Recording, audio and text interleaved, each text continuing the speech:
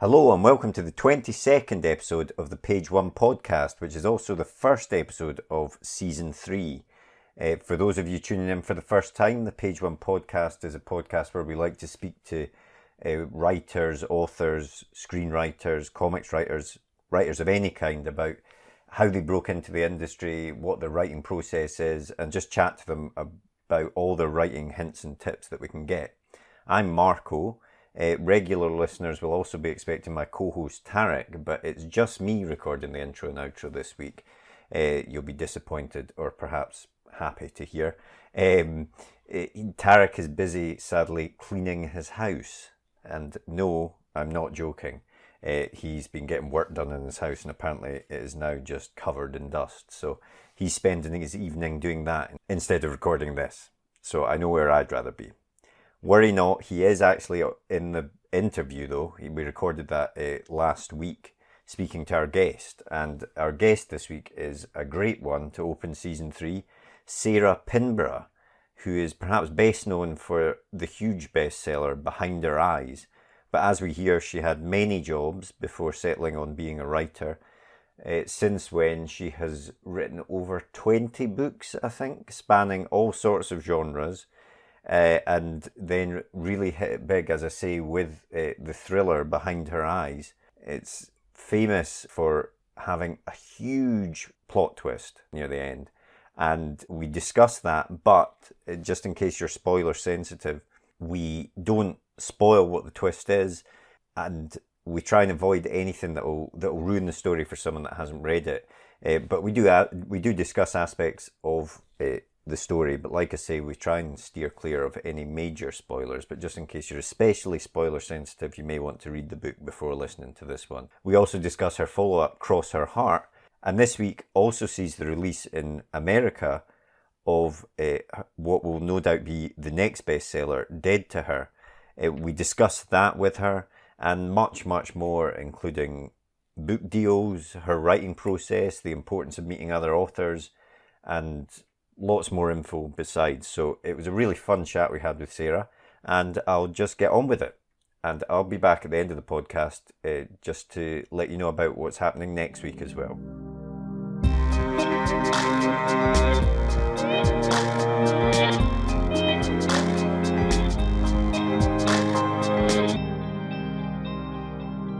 Did you always want to be a writer? Because I know in your case, you started out, I think, as a school teacher. Well, no. I mean, I was a school teacher when I was 31. Oh, okay. So I'd done quite a lot before then, but nothing of any repute. Like I ran a strip club and, ran pubs and, I basically just was a bit wild for a little while there. But, so I was still, my first book came out in my first year of teaching. So, I was writing while I was teaching. But no, because I was at school in Edinburgh, actually, as you can tell from my accent, I am half Scottish. I was at the academy. Okay, cool. But I used to do a lot of drama, and it was always going to be acting or writing. And then I realised that actors couldn't eat a lot of cake, had to exercise a lot, and got up early in the morning, and it just seemed like a lot of effort. Yeah. Same with directing, actually, because that was my next thought. And then I was like, no, they have to get up even earlier. So I thought writing was maybe the way to go. But yeah, I did always write. But when I was about, I think maybe 23, 24, it was the dawn of the internet. When you had the dial-up and you waited for ages. Yep. And so there were just starting to be kind of some forums and stuff for writers. And they would list markets you could send short stories to, which were often very, very pretentious, small press publications, I know the type. So I wrote a story. I must have been about, 24, I reckon. And I sent this story off. And, admittedly, it probably was not the finest piece of literature ever created in the history of man. But, I have read worse. So I sent it off, and I was kind of really nervous. And then I eventually got a letter back that told me that I was never going to be a writer. It was shallow and something else, and that I should give up. I've never heard of such a harsh letter to get back from a competition. And it did kind of put me off for a little while. Yeah, I can imagine. But that magazine very soon went out of print. Oh, well. You were very sad about it, I'm sure. What did they know then, exactly? Exactly. So, but yeah, it just goes to show you just, Mm-hmm. So I always did write, and I always did, ever since I was a kid, I would write stories. Mm-hmm. But I think when I was when I was doing my teacher training, I just thought I'd have a go at writing a horror novel. Yeah. And you were a big Stephen King fan, right? Was that a big influence? Everyone is, yeah.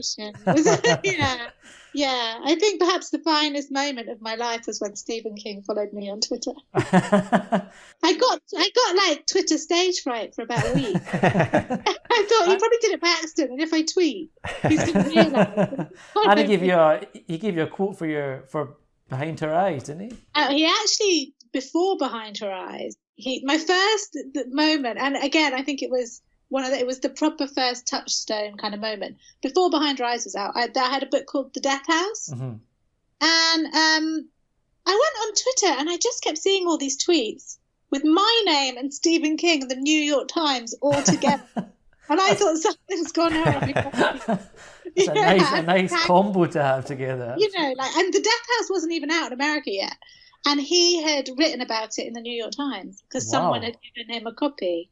And I literally was shaking. You know, when you read something, and I was just like, oh my God, Stephen King. It was like, really, oh my God, Stephen King's read my book. So then when he blurbed Behind Her Eyes as well, people were like, oh, so Steve, you've got a blurb from Stephen King. And I was like, well, actually, I have too. And just walk away, so I've stopped playing that.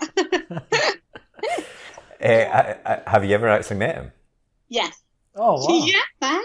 I've actually got a photo on my shelf of, I went to his son's wedding. His son, Joe Hill, married editor Gillian. Mm-hmm.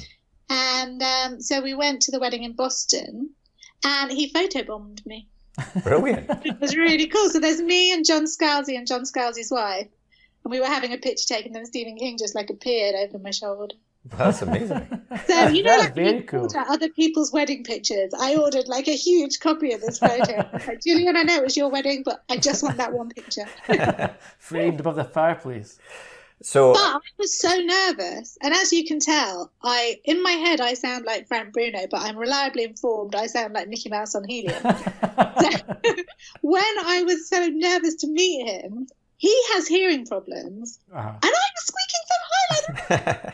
He was looking at me like, literally no idea what he's saying, love. So it's probably for the best. We can lower your voice in post, I'm sure, if you want, Sarah. Yeah. Just dub over or something. Yeah, put me down to 33 instead of So if we go back to the start, I think you sent your first book was The Hidden, is that right? Yeah. And you sent that direct to a US publisher, is that? Yeah, because I'd started to sort of look around in the UK, and it just struck me that no one was buying horror. I'd sent some letters out to agents, and they were like, no one's buying horror, no one's buying horror. Back in the day when you had to go to the Writers and Artists Handbook and go through and cross them all out, which I think there was something to be said for that, instead of people just going on Twitter going, oh, someone please tell me how to do this. You think, you're a grown up, figure it out. Yeah. So I'd done all that, and I went to America.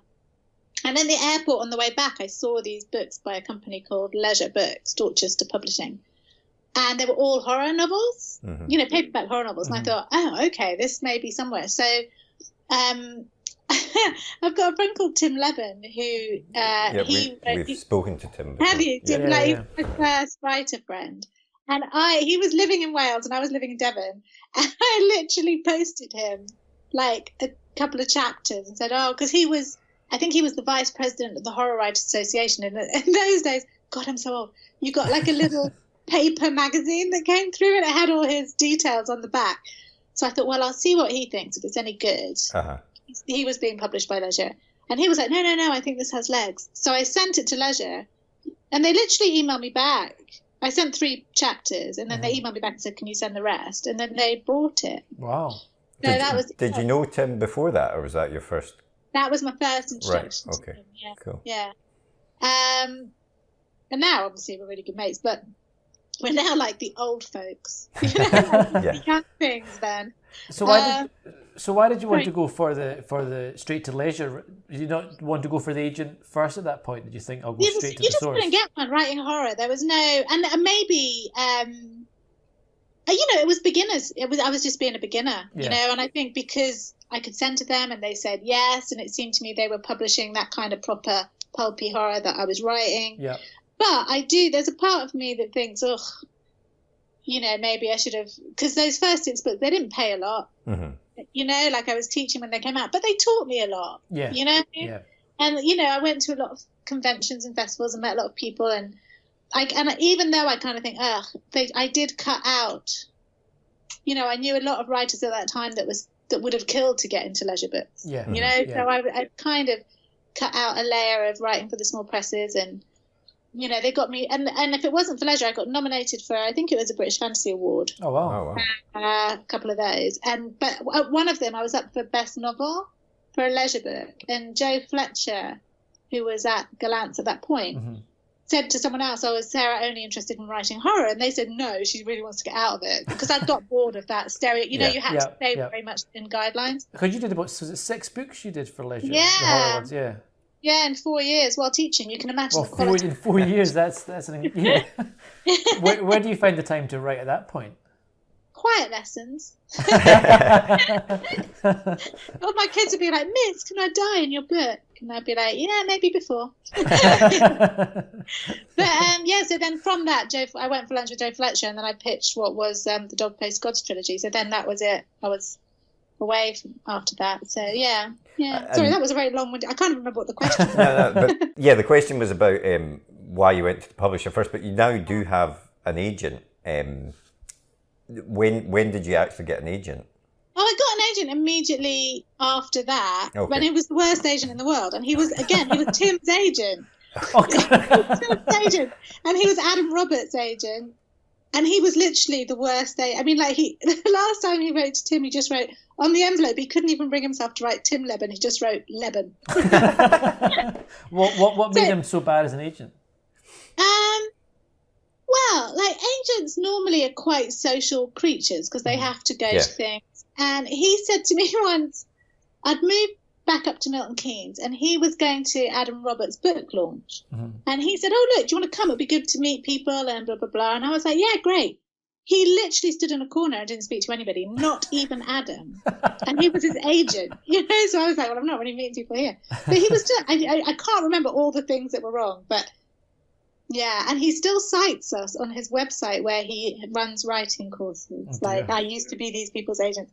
No, I fired a lot of agents. Oh, really? Okay. Yeah, I was quite ruthless with it. I think I went through about 5 before I settled on the one I've got at the moment. Who I've been with for that's as from the point of view of people that haven't got agents yet or whatever. It's always the big goal is to get an agent. So it takes a lot of bravery, I think, to do that. Well, I never fired without another one in my pocket. And I always had one. I always had the next one ready. Right. But I do think, on that note, that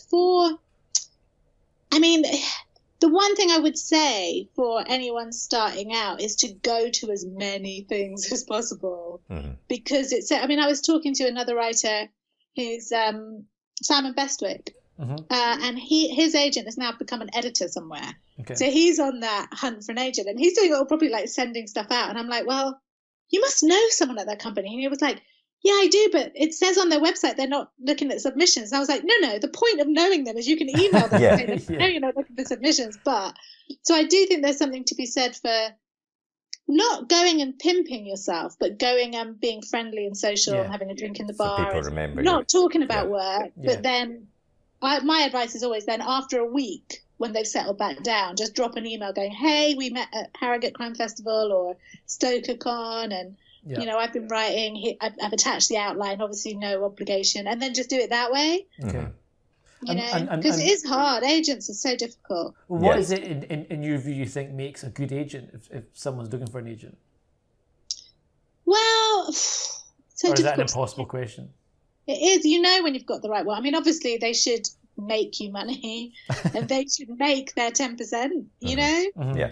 I mean, like my English agent, Veronique, I mean, she's like a friend now. We've been together for sort of 10 years. Mm-hmm.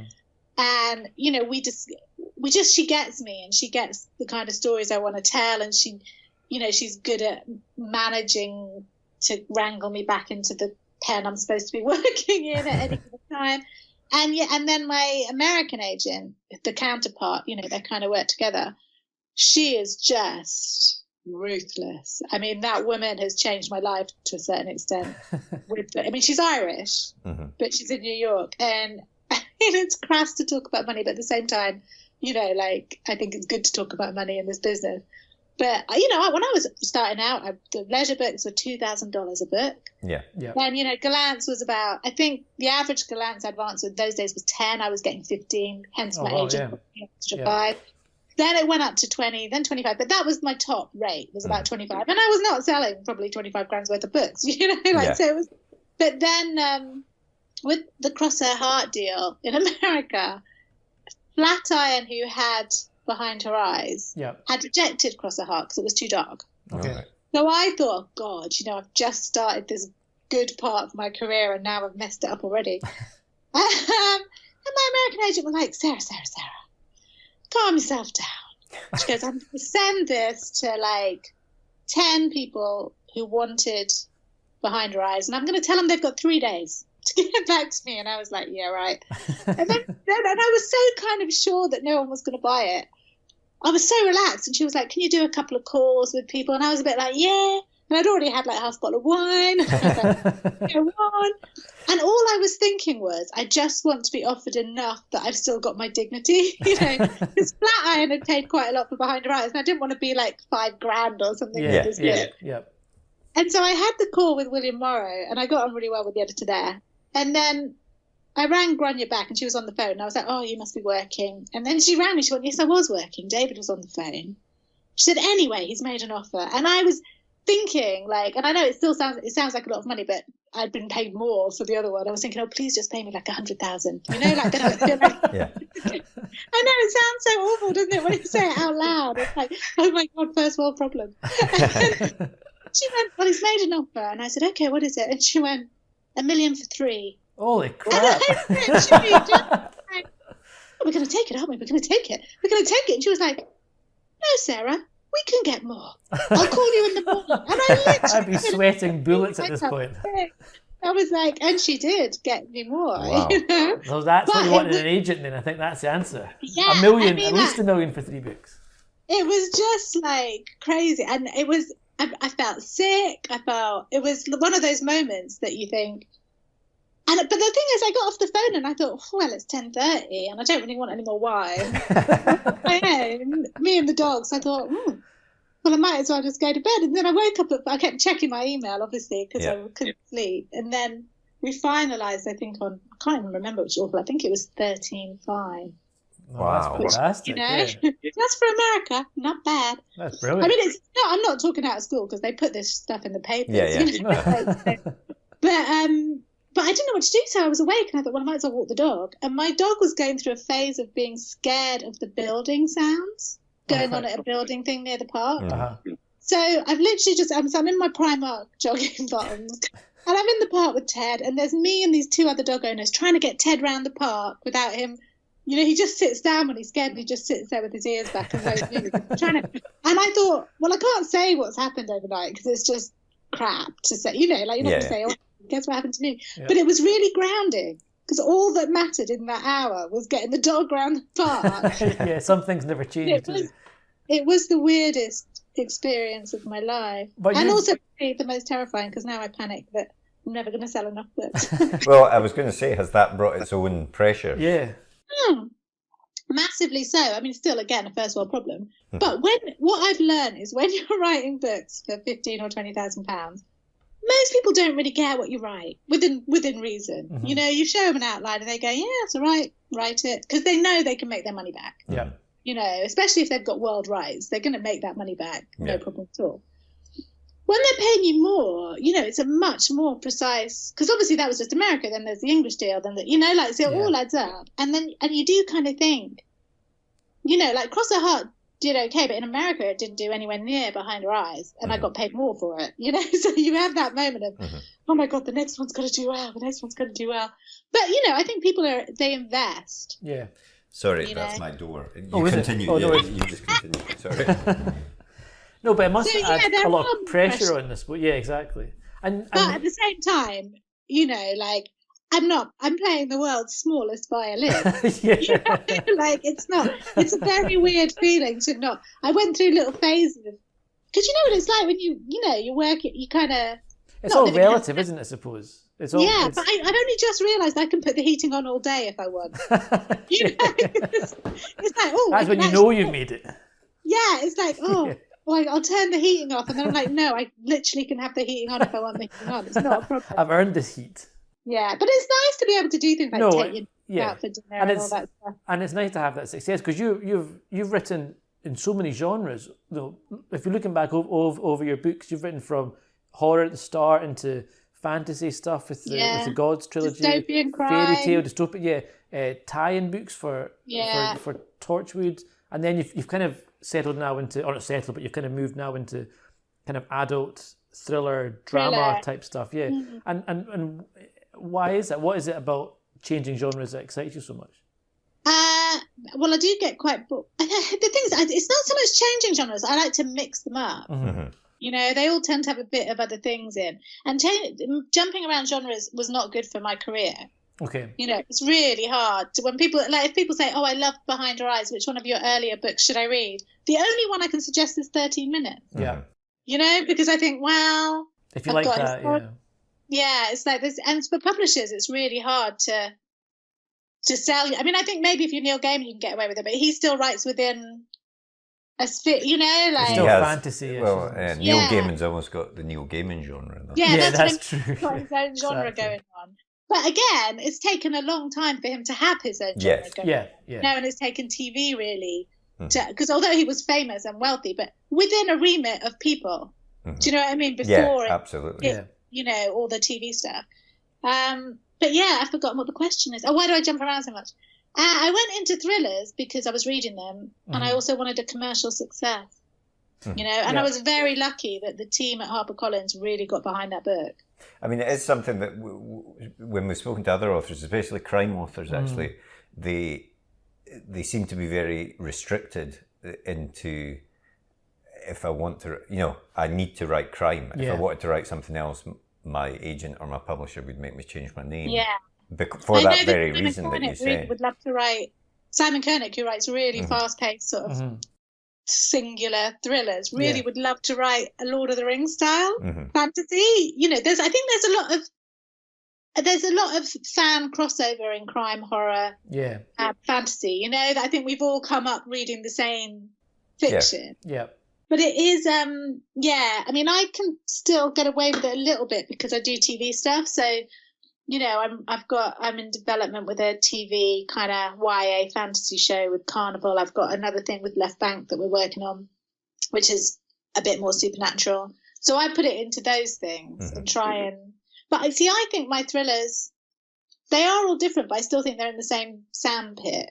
But my editor always says, Sarah, you've got to stop doing things that are different from the other thing. I'm trying to do it the same. Well, I suppose you're right, though, because the Behind Their Eyes is, it, for the most part, or it certainly plays like it's a kind of... Spoiler alert. I'm not going to spoil anything, but it does, it plays like it's one thing, and then, towards the end, it twists into something completely different, and it does completely catch you out. And I wondered about planning something like that, where... do you come up with a twist first and then you fic a story around that, or do you? It was quite an interesting incarnation for that book because I was at LonCon, which was World Fantasy, and it was in the O2, and I was having, which I don't normally have. I don't really get envious of other people, but I was having a moment of looking around me, and there were people that seemed to suddenly have big deals, and I was very aware that I was, on my 20-something book and. I was doing all right, but nothing had broken through. And I was thinking, God, how much shelf life have I got left? And I owed a book to Galance, which was going to be 13 minutes, and I owed another book to Joe Fletcher Books. And Tasha Barden messaged me and she said, oh, do you fancy like a coffee or whatever? So we met up, and because we're friends anyway, and she said, listen, she'd just been promoted, I think. And she said they'd been talking in-house at HarperCollins and saying about authors they would like to work with, and they said they didn't feel I'd been published well. And she was like, so will you pitch me something? And I was like, but I haven't got anything. And she said those fateful words, it doesn't have to be brilliant, which means, of course, it has to be brilliant, or at least, you know. So I was like, oh, my God. So it was an awful week because it was the week Graham Joyce died. I was looking after my friend's dog, who I had to have put down. Oh. And I was just like, oh, my God. And I was walking up and down Chiswick High Road.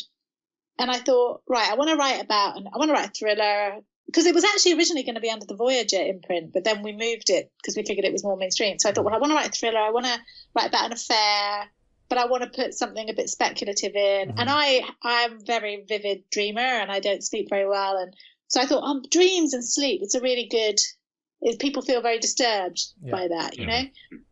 So but I couldn't come up, and I just thought, everything I've got just sounds like every other thriller. So I thought, well, this is it. This is my big shot, and I've fucked it up before I've started. So I went to the pub and got myself a large glass of wine. And then I sat down and got my notebook out. And I thought, right, this murder's happened, and there's this couple, and da-da-da. And then I thought, but what if? And then I had the twist. So everything was planned towards that twist. And it seeded all the way through.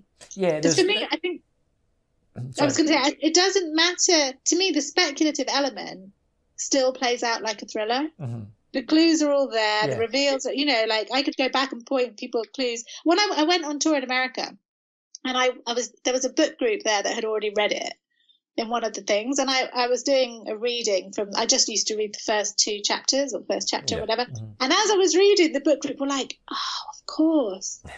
Yeah, and you know, little clues even from page one, because I don't mind when people didn't like the book, but it does bother me when people say, oh, she just didn't know how to end it, so she threw that in. And I'm thinking, no, you need to read that book again that you hated. Because those are the best twists, aren't they, when they're seeded throughout? I mean, like the certain stories really reward going back to them again, like something like Shutter Island or something.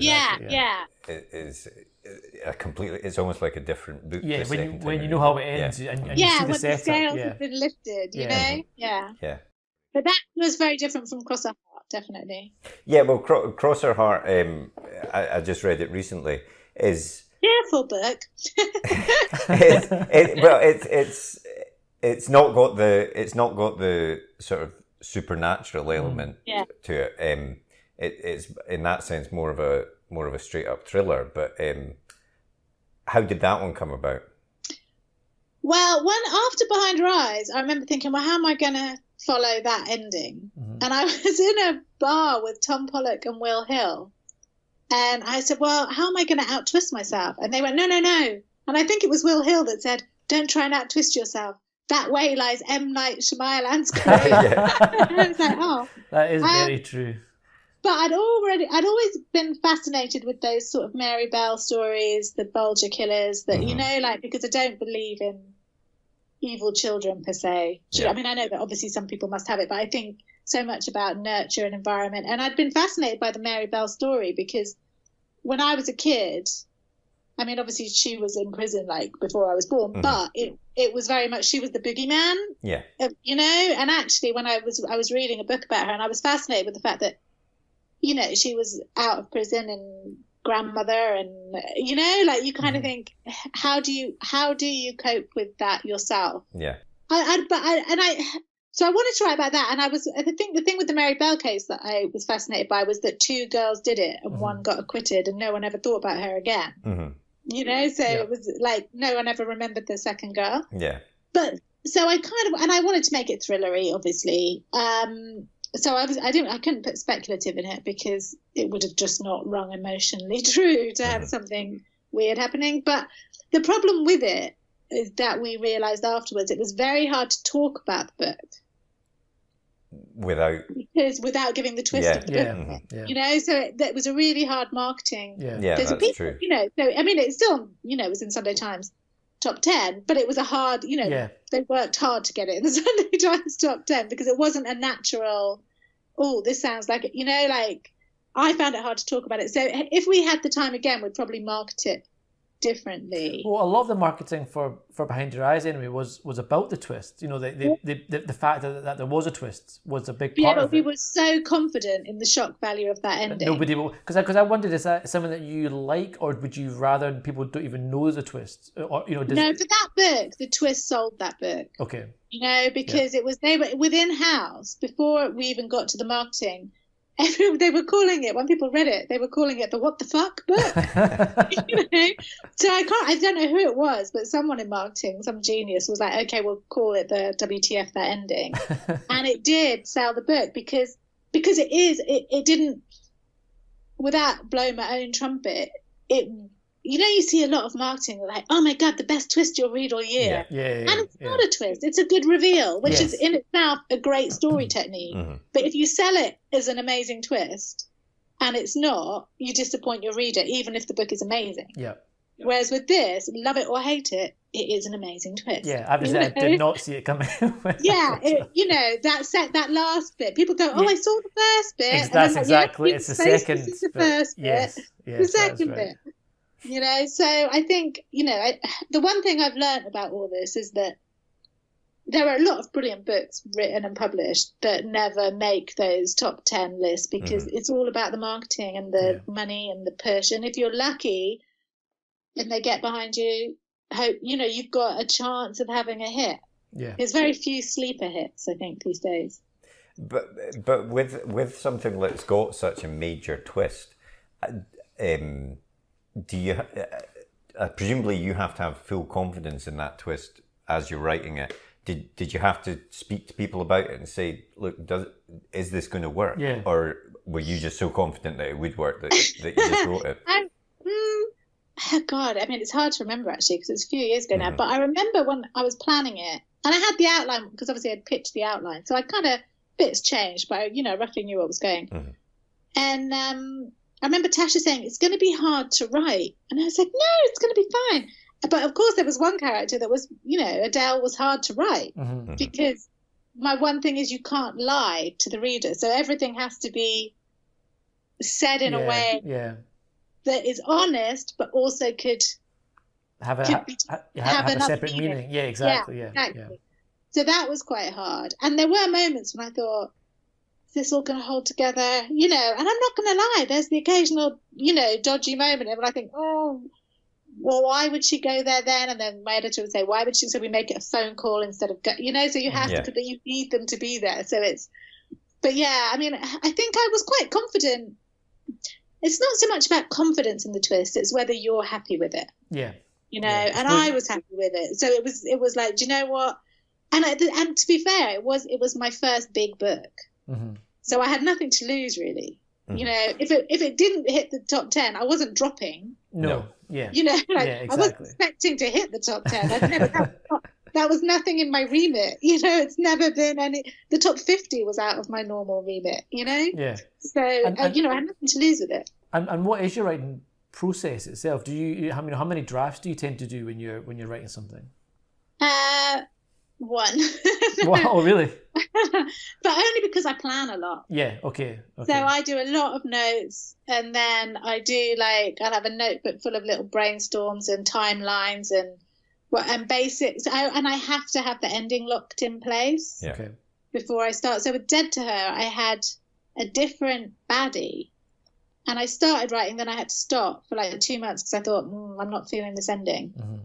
And rethink the ending and go back. So I plan a lot, and then so I plan, and then I don't plan the whole book obviously, but general markers to see what order it's going in. Then I'll be like, okay, well, what's this? To me, the key with any, especially thriller and crime, is your structure. When your payoffs are coming. Yeah. When your reveals are coming, you want to be just ahead of the reader, but you don't want them to be bored of waiting. No. Yeah. You know. And then it's, for me, the technicalities take more time, like who's going to have a voice, how are they going to tell their stories? How are they going to interlink? Is there going to be any past sections, which are quite dangerous because people get bored of them? So they have to be sleight of hands in themselves, I think. Mm-hmm. They have to reveal a truth that isn't a truth, if you know what I mean, that can be seen both ways, that kind of thing. So then I kind of will have people's timelines. Sometimes I'll have like their arcs. So throughout I might have, right, what does Adele want? What does Louise want? What does David want? And then see what's going to sort of cross-pollute, as it were. And then I'll kind of plan, I'll do little bubbles. God, I'm like a child. With like notes in for little chapters almost, little sections. So I'll be like, David goes to work, Adele does, lays on the bed, dreams, Louise panicking about whatever. And then I'll do the next bit. And then I decide what order they're going in. Okay. So I'll do a bunch of those bubbles and then think, okay, what order is this going in? So it'll be about 10,000 words worth of little ideas. So I'll do the bubbles and then I go into Scrivener and rough write it. So I just do sort of stream of thought writing. So because then I'm not thinking, oh, this is my neat copy. Yeah. So I just kind of write and then I copy it over into Word and rewrite it. Right, okay. So actually by the time I've written that, there's a lot of planning going into that. 3 or 4 times. So and then when I finish the first draft, I just think, you know what? Normally I'm kind of on my deadline, so I'm not going to hang around. But I also think, I could polish this, I could rework it, but actually I'm not trying to sell it. Someone's already bought it. So I need to give it to the people who've bought it. They can tell me what I need to change, and then we can polish it afterwards. Yeah. Because what you really want to know is, do the characters work? Yeah. They might say, slow down the ending, make this character more sympathetic. Yeah. No one's looking at how beautiful your sentences are at that stage of the game, So I suppose that is different, isn't it, from the position of someone that's trying to get into the industry. Yeah. Then you want it to be as polished as possible. Yeah, but then the danger is that you end up polishing too much. Yeah, which is you can go over and over. And also, I think it's quite interesting. One of the things that you see differently from horror and crime is very lean prose. And horror can be over descriptive. Yeah. So, and when you get someone like John Connolly, it comes together perfectly. You've got, and the really good horror writers, they've got just enough description for the atmosphere, but then they have also passages that are as lean as a crime novel. Yeah. But I do think, especially, it's new. I mean, I look at, God, I wouldn't even look at The Hidden. I'm scared of that book. But, you do, when you're starting out, you want to over-describe it. You think it's got to be about the language or whatever. But I can't remember who it was. It might have even been a Stephen King quote, or I'm probably misquoting somebody else. But all you need is one beautiful sentence every couple of pages. Do you know what I mean? Because most people just a story. Yeah. No. And as long as the writing is punchy, the odd description, I know it's each to their own, but if you're trying to write literary prose that 500 people are going to buy, labour over every word, make each sentence a poem. But if you're trying to entertain people, just get them in the world and, and get on with it. Especially like that opening. Yeah. I've read so many new books or new authors and who as pre-editor, the first 3 pages are describing the weather hammering on a window or something. You think, just tell me you can't sleep and it's raining outside. Yeah. Do you know what I mean? And get onto the plot. Yeah. Start as close to the big moment as possible. Yeah, exactly. So you mentioned Dead to Her, which is your new book, which is out in the US next Tuesday. Yeah, so as we record this next Tuesday, do you want to tell us a bit about that one? Yeah, it's a bit more, it's more Behind Your Eyes Than Cross a Heart. Okay. It's set in Savannah, Georgia, and it's about 2 second wives. So they're both young, they're both married to very wealthy men. I call it Big Little Lies meets Midnight in the Garden of Good and Evil. Oh, nice. Good pitch. Quite a class. Richard Osman called it Dallas meets Tales of the Unexpected, which is also a good comparison. So there's a bit of voodoo weird, a bit of flair, a bit like, but not as speculative as Behind Your Eyes, but there's definite hints of weird. But you've got very rich people being atrocious to each other, and obviously a murder and secrets, but it's very twisty. But for me, it's like Cross the Heart was very serious in its subject matter, And this, I just want people to have a fun read, which is why it's coming out in the summer over here, because it's set in this hot, steamy town, and it's a bit sexy, it's a bit dark, it's fun. So I'm hopeful for it. Is it hard to set a book in a place that you don't live in? Yeah. I mean, I was planning to go there. I mean, it was a tricky one because I went to Savannah to do a bookseller event, and I loved it. I mean, I went to New Orleans first because I think it was BoucherCon that was on there. And then the next day I flew down to Savannah. And I thought I would like New Orleans more than Savannah. But even though Savannah's more conservative and probably more Trump and all those things, but as a town, it's beautiful. And the people are so polite. And it's got that real Southern charm. It's like a place out of time. But it's totally like Midnight in the Garden of Good and Evil. Even though that was like 30 or 40 years ago now, whatever. Still has that same vibe. So I was planning to go back in that kind of, it's a work research trip, but go back for like a month or, do 2 lots of 3 weeks or whatever, because obviously I don't like leaving my dog for long. But sadly, my dad was diagnosed with terminal cancer. So like last year was kind of taken up with him, with the year before last, actually, good times going by. He was dying, so I was in charge of taking him to all the hospital appointments and stuff because my mum's old as well. So I didn't get back. So there was I was subscribed to Savannah Now, the e-magazine, which was sending things to do. And there was thank God for the internet and Google Maps. Yeah.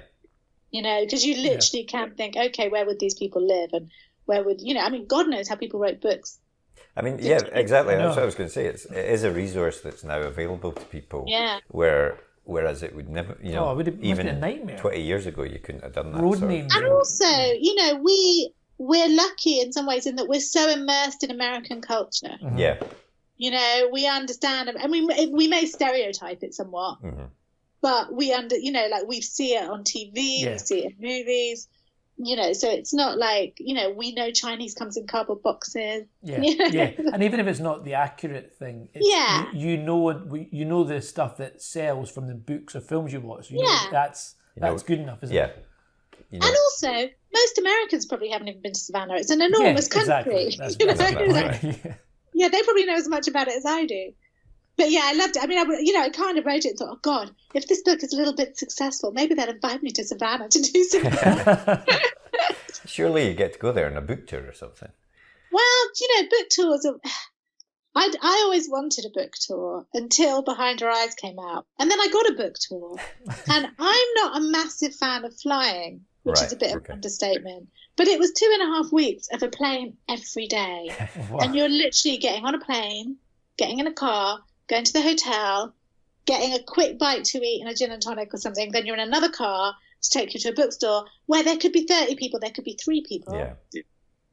And it's just relentless. And what do you do each one? Do you read out some of the book, or do you just answer questions, or do you just sign them? Well, I had a talk.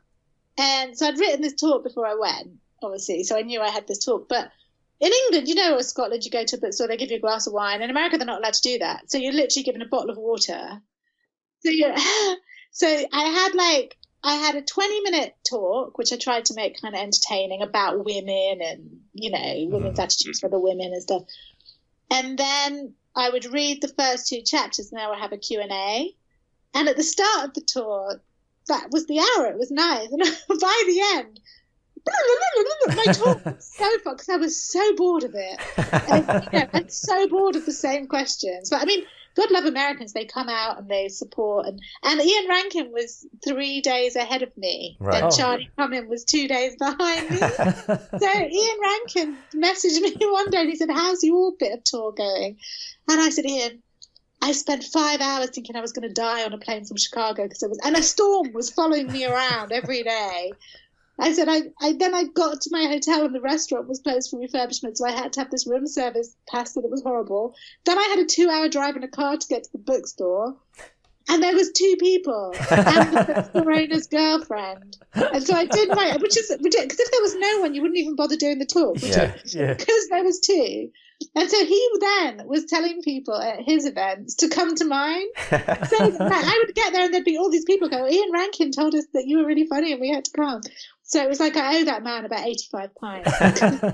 But despite the flying and everything, obviously it was a success. Do you think the book tours make a massive no, not at all. I think they probably do if you can fill a hall like Neil Gaiman.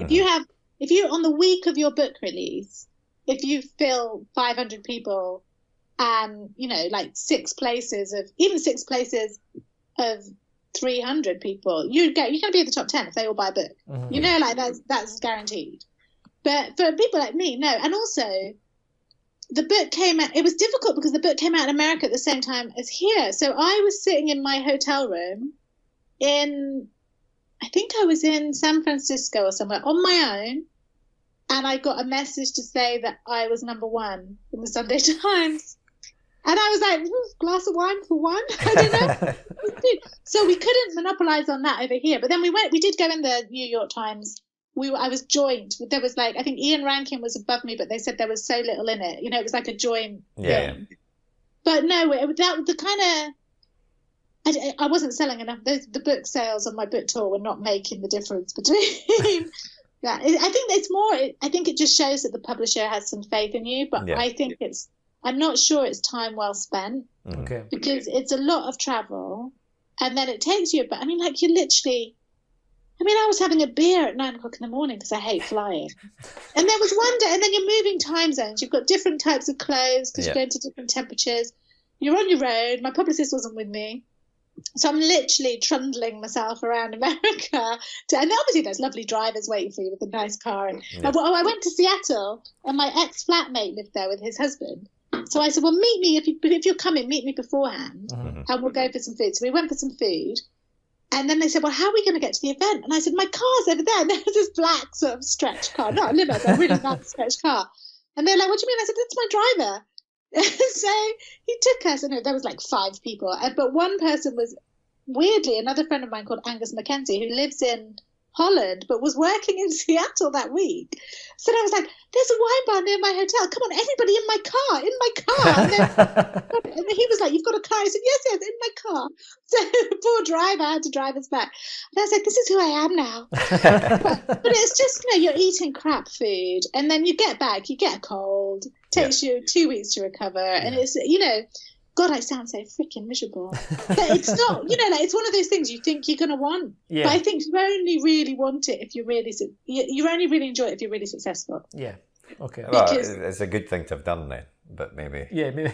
Yeah, it's not something I push for. Yeah. I'm very happy to not do a tour. Yeah. I'd rather do targeted events than a tour. I'd rather they say, oh, we've lined up 5 Waterstones where you're going to do an event with this author and with that author, and do it that way. Then oh, we're going to tour you around the country, because I think it's fantasy. People are proper diehard fans of fantasy. Yeah. Whereas I read a lot of crime novels. I wouldn't turn up to hear the author talk. Yeah. I'd buy the book, but it's not that. It's a different kind of fandom. So, are you not going over? So your new book is launching on Tuesday in the States. You're obviously not going back over for a 2-week book tour. No. Are you nervous? Are you looking forward to it? It's a big moment. I'm nervous.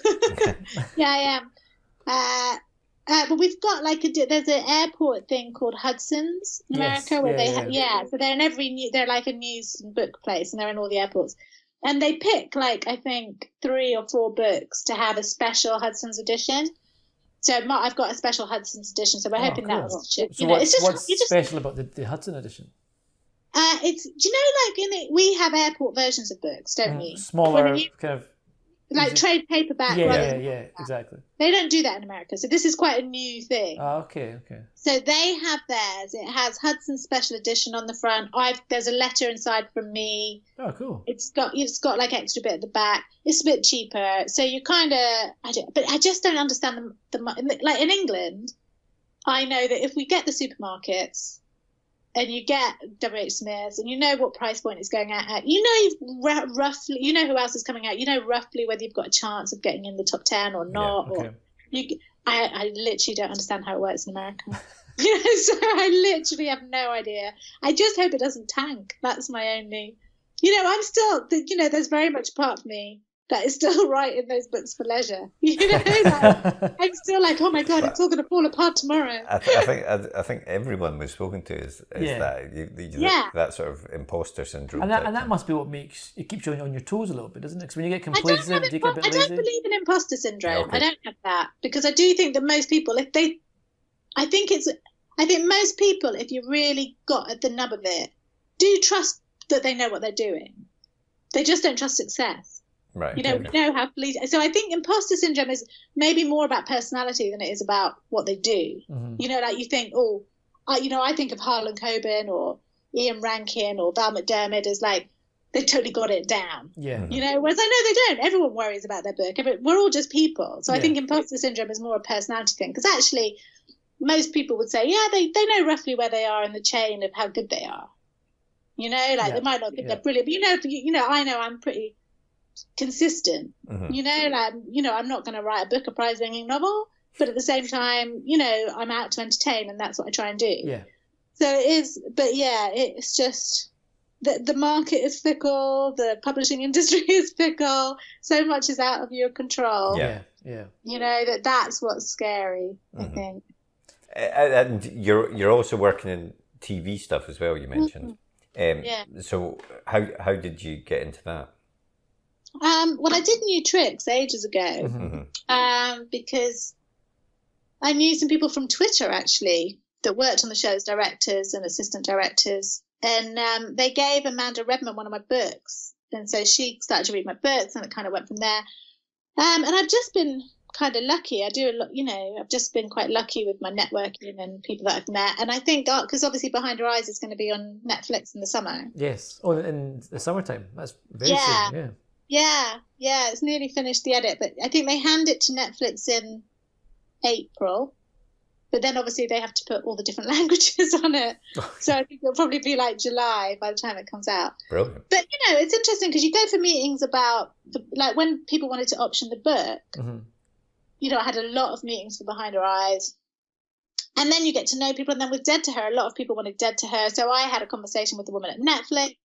And someone at Village Roadshow, so then I almost adapted another book for them, and so you just meet people, and then they're like, "Oh, send us a script," and so I get, I get paid more for scripts than I got paid for any of my books before Behind Her Eyes, and none of them seem to get made, but like that's the nature of screenwriting. So, but I'm quite excited about this project because Left Bank obviously are the ones who, well, not obviously, but they made Behind Her Eyes for Netflix. Okay.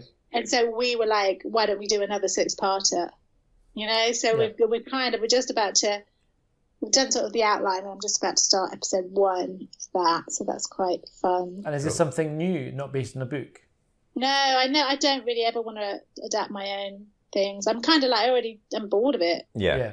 Go back into it for another couple of years. And also I'm very pragmatic, and I kind of like, I think, well, I want the book to have the best chance of getting made.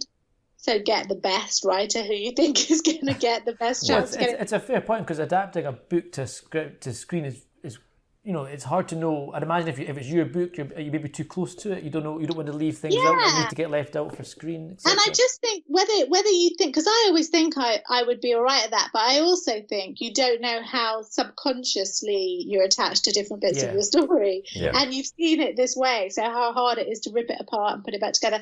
And I know a lot of writers do like to adapt, but I think. I was chatting to the people who have Dead to Her option in LA, and he was saying, did you not want to adapt it yourself? And I said, no, no, thank you. Get someone else to do that. What was it? I've lost my plot of thought. What was... Oh, yeah. And he said, because a lot of authors like to get a foot in the screenwriting door with adapting. And I said, yeah, but I'm already doing screenwriting. Yeah. So... I'd rather do that than adapt my own book, knowing that they're probably going to kick you off after the first draft. There's very few people like Gillian Flynn. Yeah, exactly. I know Mike Carey adapted his, but he was writing the script. He was writing it at the same time. Yeah, we spoke to Mike. It sounds like a different... I know, because I almost did it with this, I might be doing it with this one with Left Bank, but I think I'll write a different book. But I haven't told my editor that, so... Yeah, he seemed to really enjoy the process of doing them at the same time. Because one seemed to inform the other almost. Yeah, and also the script took much the film took much longer, obviously, so he sort of stayed in that world. Yeah, you see, this is another false thing that people say about screenwriting. They always say, script is so much faster than a book. And I think, the first draft is. Yeah. But then you've got 85 people who all have a view on that. Yeah. You know, like the amount of, I mean, I think, I've been working on a TV project with Federation in France who made Marianne and Duchess Street. And we've been to and fro. I've done 2 episodes, but that's been like 2 years. Yeah. You know, of different to and froing and getting more money from this place. And have we got finance? And have we got that? So, and so the idea of doing that with a book you've already written once, maybe for a film, yes, but not for a TV series. That would be hell. You've said a few times actually that networking and going to cons and things is really important. Just thinking from the point of view of some of our listeners who are wanting to, make a career of writing and stuff. Obviously, that can be quite a daunting prospect for people that. It's different, I think, if you've got a publisher or an agent or something, because you've got that, but also it's giving you a bit of confidence or whatever. And a lot of writers tend to be quite protective and nervous of their work before, they're worried that someone's going to say, absolutely not, get out of here or whatever. Yeah. But it is worth breaking through those nerves. I think the first time I went to Harrogate Crime Festival, I actually went with a chick lit writer called Carol Matthews, because she was living around here, and she was thinking about writing crime, and I definitely wanted to write crime. And I went, and we literally just were very quiet. I mean, I would have stayed at the bar longer, but she was like, she wanted to go to every panel, so she was properly taking notes, but I wasn't. And then the next year when I went and I made some friends, they were like, but you've never been here before. And I said, yes, I was here all last. They said, no, we would have known. And I was like, no. But I do think there are some festivals that are more friendly than others. So Harrogate, I think, is very inclusive, actually. Within the writers themselves, there are cliques. Whether they're cliques or friends. I mean, people say cliques. I think friendship groups is probably a better way. You go once, you see these people 3 times a year, you're going to hang out with the people that you like. But they're also very, like my friend Harriet that I was at school with, she wrote a book called Blood Orange that's just been in the Sunday Times. Cool. Bestsellers. But she was doing an MA in creative writing. And she came along with some other people. And I walked into the bar area and she was chatting to Mark Billingham. And, and I think it's got that because people writing crime are more successful than in other genres, even if they don't think they are. They're still selling way more books than someone writing horror or fantasy. Yeah. They're not as, there seems to be less uptightness. So you can people will chat in the bar, and you can be in the bar at Harrogate and the Lee Child will be over here and Ian Rankin will be over there, and they're chatting to all sorts of people, and the beer flows. And so I think for horror and fantasy, it's slightly more difficult because, God, I'm going to alienate all my horror fans. But a lot of people are slightly more socially awkward in those circles. Yeah. There's a lot of people that will want a badge that says, don't approach me, or, maybe slightly more. I think it comes with the nature of that fandom. Yeah. It appeals to people who are shyer maybe, or feel a little bit more. Although actually, on the other side of the coin, like you were saying earlier, it has a bigger fandom.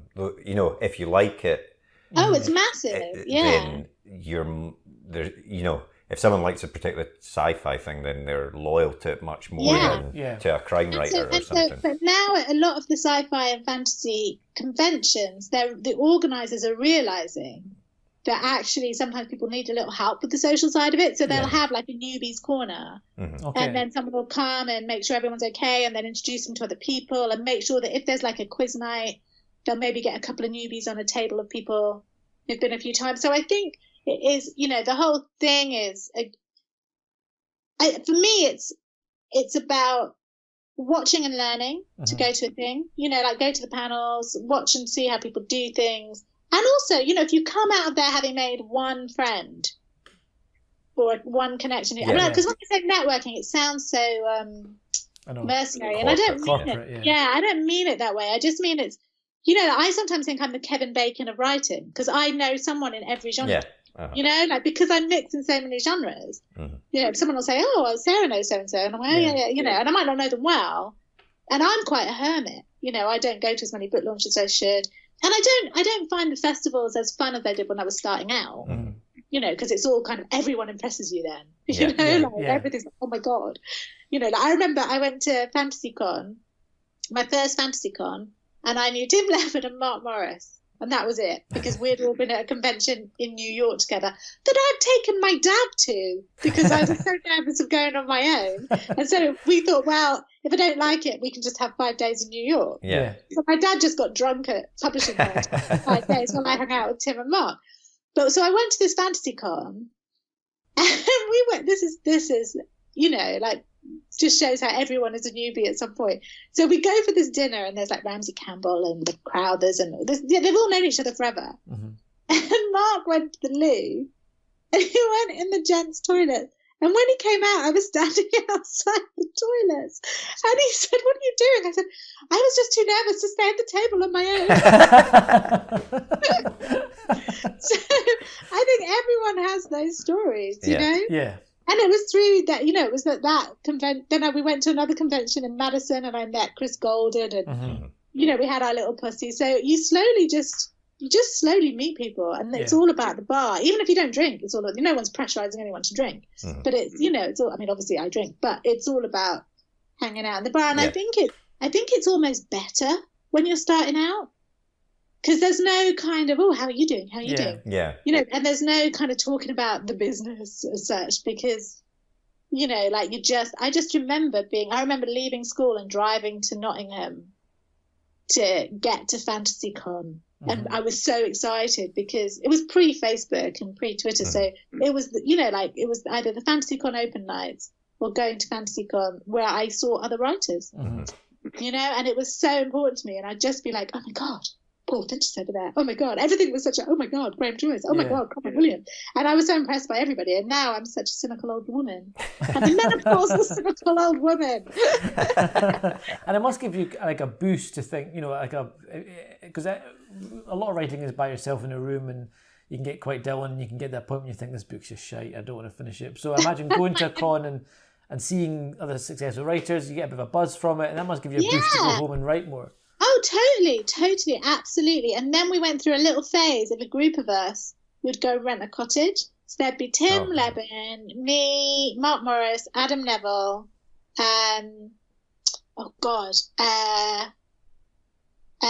Paul Malloy. There was about 8 of us, in rotation, and we just used to have Steve Volk. We just had such a blast. We would go, rent some cheap cottage in Wales, take a hoofing load of booze and food, have breakfast, write for a few hours, have lunch, write for a few hours, and then just someone would cook dinner and we'd drink and be stupid, and it was proper. Brilliant. And then once me and Tim went full time, we went on one, and I remember we were having this conversation and saying it doesn't feel the same now, because we're full-time writers. When we had jobs, it was right, we've got to get in the car and go. And Adam Neville would get the train to Milton Keynes, and I'd drive us. And, I really loved it. And it feels more like a holiday is the wrong word, but like a break from your normal routine. And it was like you're chasing the dream. I mean, we're all still chasing the dream, but we weren't as cynical about it.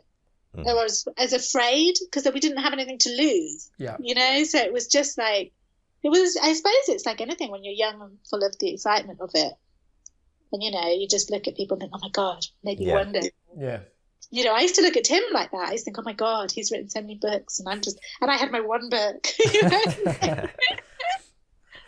Yeah, he has written a lot of books. It's a lot of books, yeah. So Dead to Her is your second book in your 3-book deal, is that correct? It's the second book in my 3-book deal in America. And it's the first book of my 3-book deal in the UK. Oh, okay, cool. Because I had a 2-book deal in the UK. Right, okay. And now this is a new deal. Nice. Yeah. So are you already working on your next book then? Depends who you ask. If you ask me in front of publishers, I would say yes. I am, yeah. I mean, right now you're working on it. Yes, even as we speak. You're typing, exactly. Yeah, I mean, it was technically it's supposed to. It might be the thing I'm doing with Left Bank. So I might be doing a Mike Carey and writing side by side. Cool. But I may just write another book that I've got an idea for. So they gave me a deadline the other day, which has focused my mind. So yeah, we'll see. I'm going to write 20,000 words of something else and throw it at them. And then if they say, no, that's shit, I'll go back and quickly write the other one. And where do you get the idea from then? What is it that gives you that spark of a story? I don't know. I mean, you do go looking, I think, like with Dead to Her, I wanted to write something about, I wanted to write something fun, and I wanted to write something a little bit sexy, like Behind Her Eyes was, and, rich people and stuff. And, but, I do find myself trawling like news items and, and then sometimes you think you've got an idea, and then one tiny little fragment of notes about that idea becomes the book. But I do sort of think sometimes if I had that girl on a train moment, where you suddenly have more money than Sam, which in my case doesn't take money, but like I would probably take a year out and let the brain recover. Yeah.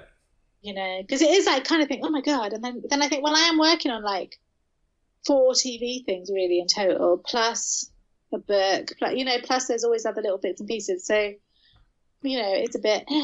But if I didn't work, I don't know what I'd do. I'm too lazy to actually leave the house.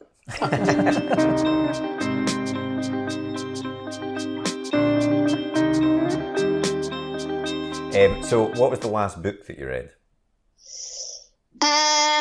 God. Oh, yes, Samantha Lee Howe, The Stranger in Our Bed is coming out April. Nice. Is it a recommended read?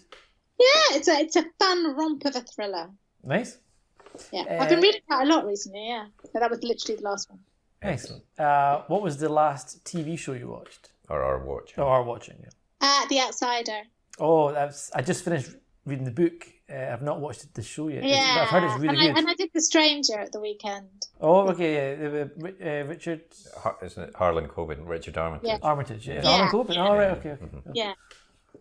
Is it good? Yeah, it's a romp. Like leave your sensibility at the door, but you literally have to watch to find. You have to know what happened. Like it's really good at that. Yeah. And what was the last film you saw? Oh, I watched Judy last night. Oh, okay. Oh, yeah. And cried quite a lot.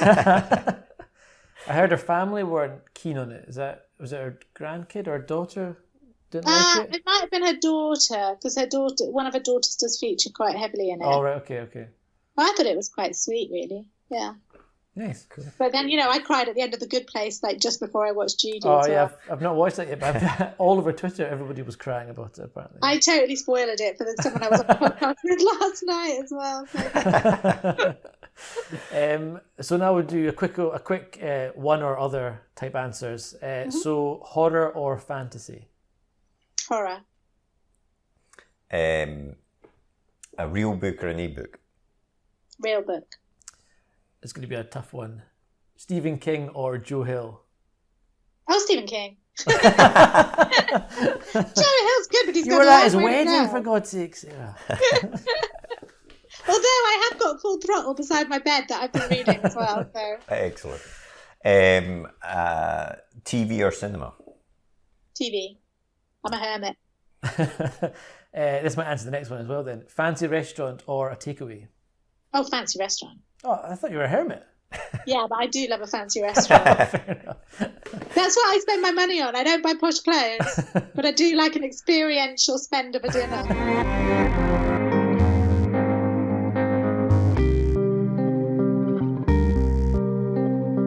So that was Sarah Pinborough there. I thought that was a really interesting and fun chat. So thanks again to Sarah for coming on and speaking with us. We really do appreciate authors taking the time to come and speak to us on the podcast. We get so much out of it, and we hope they find it worthwhile as well. As I said, Sarah's new book, Dead to Her, is out in the USA this week, and as you may have heard, is also out in the UK later this summer. She's also got various TV projects on the go, as we discussed, and I think she gave us an exclusive possibly to say that Behind Her Eyes will be out on Netflix this summer, so that's definitely one to tune into. Next week, we've got another great chat with an indie comics writer, Dave Cook, who's a creator of comics such as Bust, Vessels, and perhaps best known for his comic series Killtopia, which is a sort of battle royale, Running Man, cyberpunk mashup that you never knew you wanted, but once you start reading it, you have to finish it. It's a great read. We discussed that in detail with Dave, and also discussed with Dave how you get comics made when you're not part of a massive publisher like Marvel or DC or Image. So it was a really great chat. Tarek should be back for that one as well to do the intro and outro. You'll be glad to hear. So do tune in for that one. If you did enjoy the podcast, as it's a new season, I felt I should say that we really, really would appreciate it if you could leave a review and a rating on Apple Podcasts. Even if you're not listening to this on an Apple device, just go to Apple Podcasts and search for the Page One podcast. You have to include the in there because I think there are other podcasts with similar names. But if you can find us there, leave us a rating. Even better, leave us a review. And that really helps us shoot up the charts in terms of visibility so that more people can find this podcast, which we hope you find useful. And also, if you liked it, tell your friends, family, co-workers, anyone else you know. Get them to download and listen to the podcast as well. We'd really appreciate that. We also love to hear from our listeners. So if you want to get in touch, you can contact us on Twitter. Our Twitter is @write, as in to write, WRITE, _gear, or on Facebook, which is @WriteGearUK, or drop us an email at podcast@writegear.co.uk. And the last thing to say is, in case you don't know, we at Write Gear also designed Page One, the writer's notebook, which is a specially designed notebook divided into 7 sections such as characters, plot, setting and so on, with specially designed templates to try and help you plan your next great story. We're delighted to say that professional authors such as Tim Lebon, Sarah Pinborough and many more have used Page One and think it's a great product. So please do check that out if you're interested in writing. You can find that on our website, writegear.co.uk. And I'll just leave you with a brief advert talking a bit more about that. But otherwise, I hope to speak to you next week. The blank page. To some, it's terrifying, an obstacle to overcome.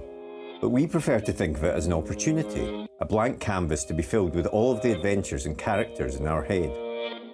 So how to overcome that fear? Well, we all know the best advice for a writer is write. Seriously, get words on the page and more will follow. But what about later, when you start trying to pull those threads of what you've written together? What about the character you wrote about way back at the start? Who was she again? What was she carrying? And where did she leave the MacGuffin that she now really needs in the third act? Think about all those top thrillers you like to read, or that amazing drama you just watched. What did they all have in common? Structure and planning. As aspiring writers ourselves, we've tried many different methods to try and organise all the thoughts about the stories we want to tell. We've been there searching for a piece of scrap paper to note something down, or making a quick note on our phone in between meetings. Or sometimes we'll make a note in whatever notebook we're carrying, or a document on our laptop so we don't forget that great idea. Let's be honest, it can all be a bit messy and it's easy to lose track of everything. And that's when we realised it's not just a story that needs structure and planning, but the way we gather all of our thoughts about it as well. And so we made Page One. Page One is more than just another notebook. It's a place to put down all your ideas for your latest project, divided into easy-to-use sections that will help you plan your story, so that when that blank page comes calling, you're ready to answer. And then afterwards, once it's written, we realised you need to plan how to let people read it, so we included a section relating to submissions. Each one is designed for one project, whether you want to write a book, screenplay, a comic or any other kind of story. We truly believe that when you use it, it will help you get to the main event, writing your story. So we hope this helps. We can't wait to read what you come up with. And remember, every story starts with Page One. Well, I hope you enjoyed that episode. If you did, please leave a comment down below, hit that thumbs up button, and be sure to hit that subscribe button as well so you never miss an episode like these ones below. And if you want to get in touch, you can always drop us a tweet in the Twitter machine, which is @UKPage1, as evidenced here, and our other social media channels are available. Otherwise, we hope to see you next episode. See you later.